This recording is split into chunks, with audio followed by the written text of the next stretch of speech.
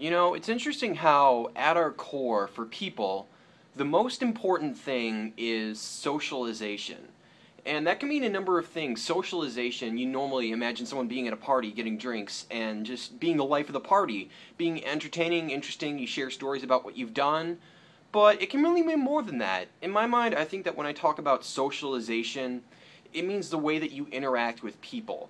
Because we're very social animals. There are some organisms in the world that are very isolationist, in that they don't really interact with each other too much. They obviously are raised by their parents, many of them are, some of them actually aren't, and then they have to find a sexual partner, but beyond that there's not too much. And then there are other animals that have much more necessity for society, for organization, for structure. They have a need to interact with people and get approval from them. And these are often organisms that have a need to work together in order to build their way of life. Like, for example, ants. Ants are very social animals because the way they work, they build their ant farms underground.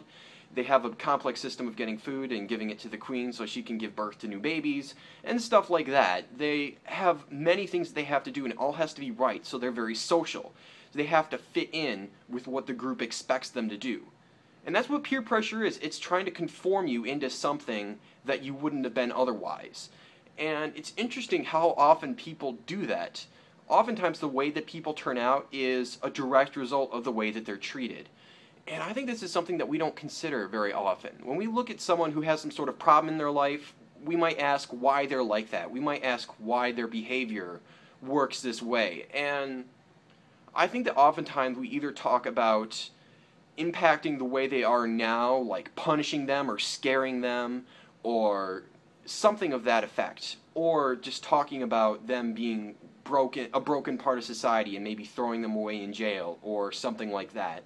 Very rarely do I find people talking about the source of humanity's problems being birth and how we're raised.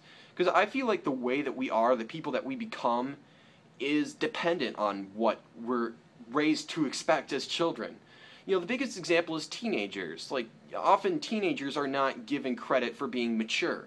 A lot of people assume that they're going to be rebellious and don't give them a lot of respect. The parents don't.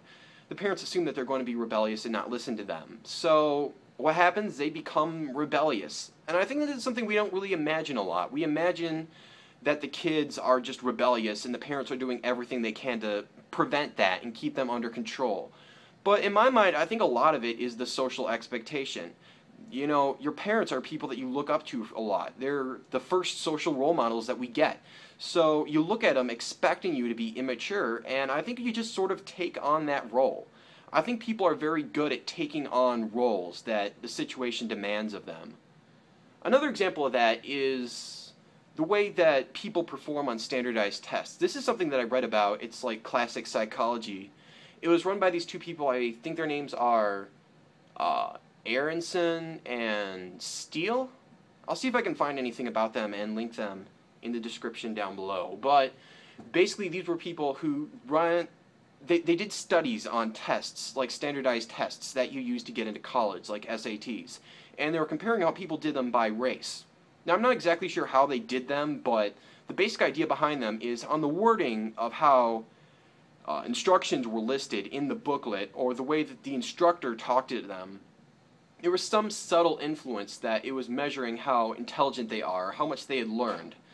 Now, obviously, there's social expectations of how people are going to perform based on their race.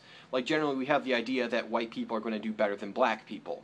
And when you used precise language in such a way, you got that sort of result. You got white people performing much, much better than black people. However, when you did it a much more objective way, not sort of instilling any personal influence into it, the test results were much more even. Like, there wasn't necessarily an influence there. Black people weren't doing as poorly as they were sort of expected to.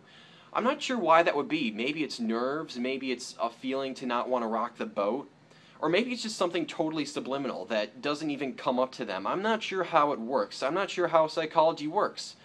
But I do know that when society looks at a group of people and expects something of them, very often they come through and give that to them. That's just the way that people work. So when we look at problems that we have, I have to ask why people don't focus on that, why people don't focus on how we raise people and how we prepare themselves for life, how we prepare themselves to be a part of society. I don't see how that's something that we can overlook, and I don't see why it's not something that people talk about more often. People often conform to social expectations. Peer pressure can be a lot on someone's life, and it can be a bad thing, but it can definitely be a good thing as well.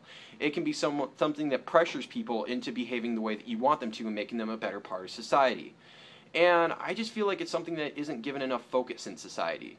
We all look at personal accountability. Like if someone does something, why are they such a bad person? But in my mind, it should be more about what can we do to prevent this type of thing from happening in the future? What can we do to make people not want to do this? I feel like that's the most important way to stop this sort of thing from happening in the future.